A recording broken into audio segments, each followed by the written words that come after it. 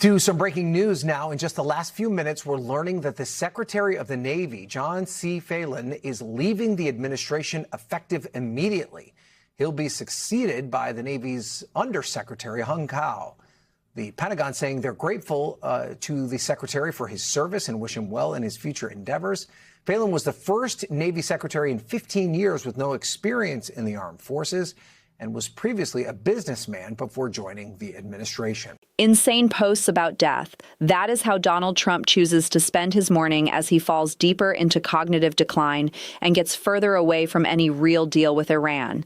And those two things are inextricably linked. Donald Trump's broken brain, but also his anger with the fact that he is perceived as being as weak as he is on the world stage.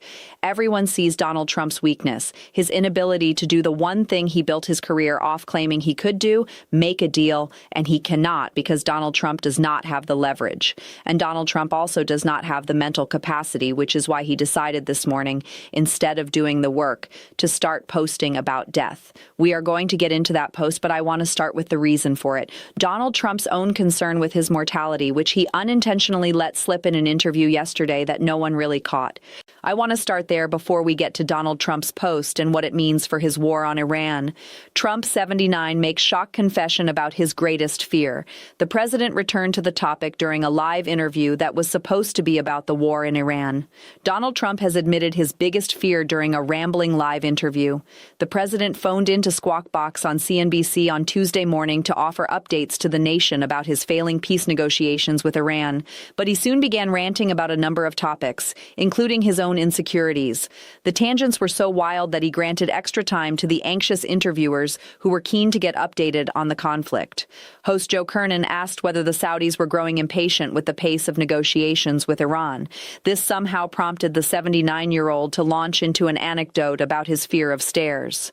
Well, he is another great guy, Trump said, presumably talking about Saudi Crown Prince Mohammed bin Salman. You know, he gave me that famous line that I used a little bit. He said, "A year and a half ago, we were a dead country. Now you are the hottest country anywhere in the world." He said that to me, and it is true.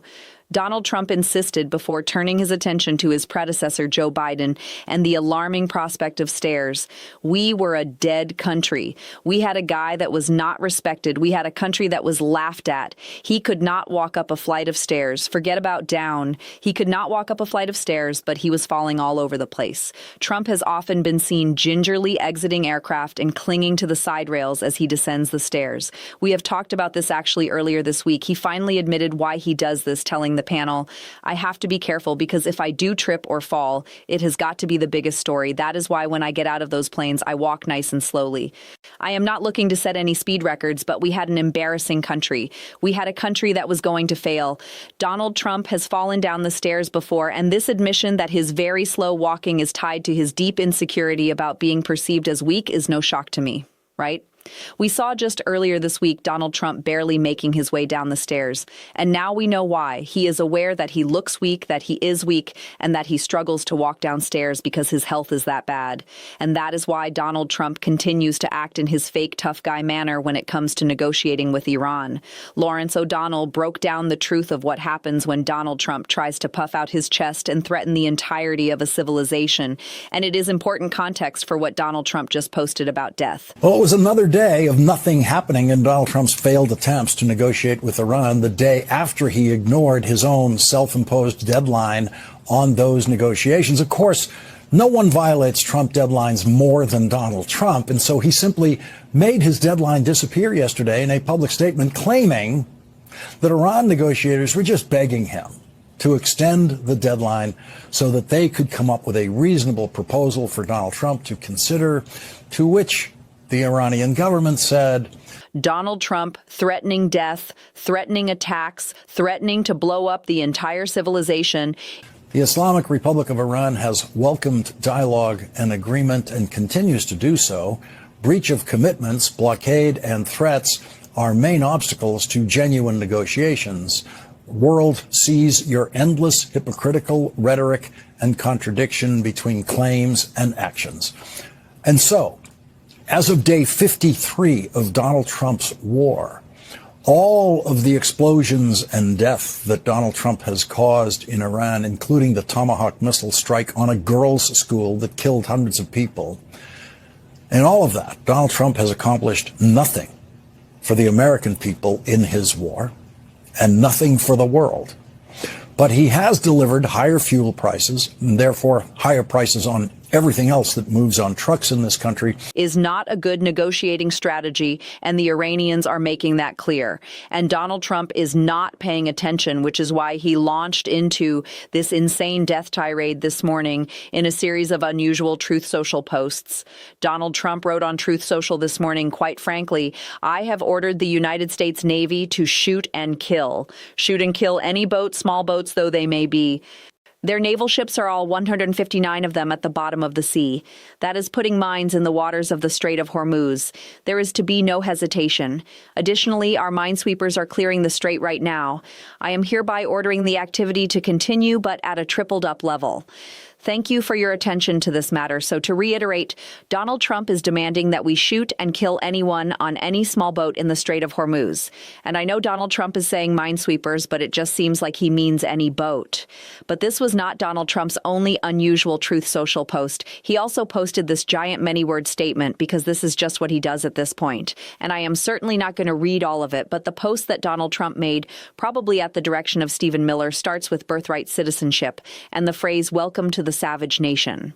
Every single day, Donald Trump digs the country deeper and deeper into his mess. And in the last hour, we learned that the Secretary of the Navy, a guy named John Phelan, has been fired by the Secretary of Defense, Pete Hegseth, in, we must note, the midst of a war that has not ended.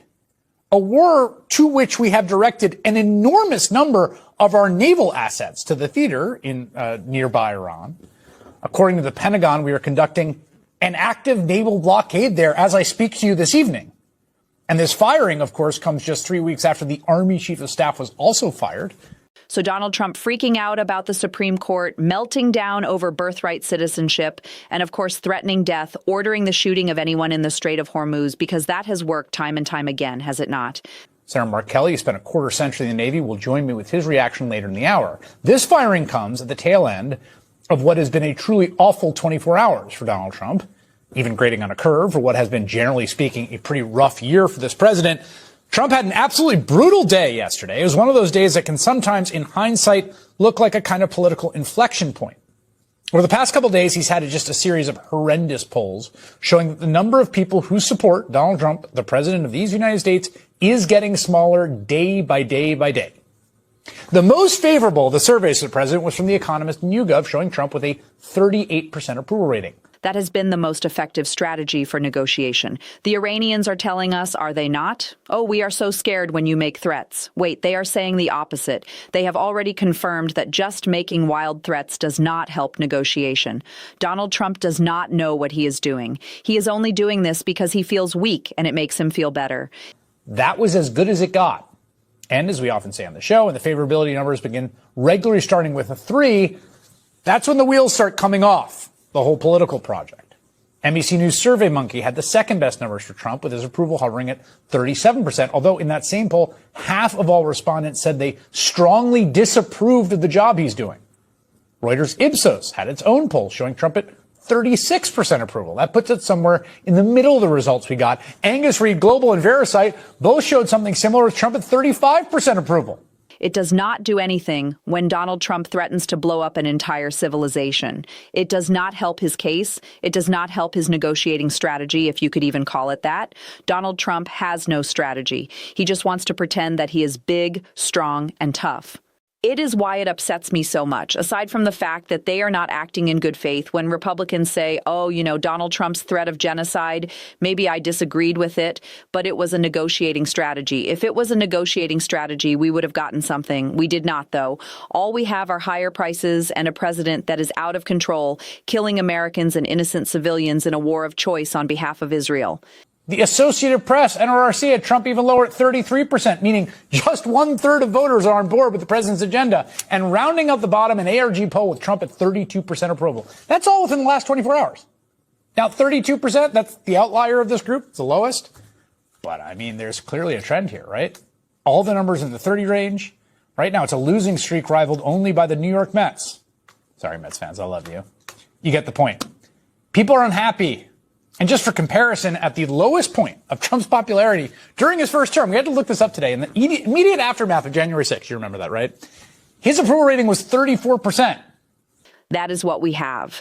And that means Donald Trump's polls are not looking too great. And that means the chaos in the White House has picked up. And Chris Hayes broke down that and Pete Hegseth's latest firing, Donald Trump's terrible polls, and a clip I want to go through. Which means, according to some polls, he's already right now less popular than when he led a violent insurrectionist mob to try and overturn the results of the election he lost and refused to call the mob off for hours. Even if you trust the rosiest assessments of his presidency, he is rapidly approaching that point. I gotta say, situation is starting to begin to look a little George W. Bush-like in the lame duck period of his second term after he launched two disastrous wars, when the previous president's approval ratings started to dip into the mid to high 20s. I'm not sure if something like that's even possible, to be honest, in our current polarized environment. I thought the floor was around 38 or 39. But if things continue on the same track, who knows? Donald Trump's polls are collapsing. His administration is falling apart. There are signs everywhere you look that voters are just plain fed up. According to one new survey, that was the Strength in Numbers Verisight poll I mentioned a moment ago, 55% of the country, a clear majority, supports impeaching the guy.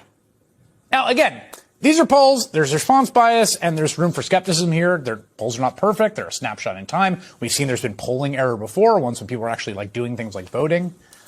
But again, just like look at the data in the aggregate. You don't need a graduate degree in political science to see what's happening. Donald Trump was already pretty unpopular, and then he, out of nowhere, with no real explanation, at 3 a.m. with like a taped address, started a disastrous war for no discernible reason, which has left more than 6,000 human beings dead, 1 million displaced, and sent gas prices skyrocketing.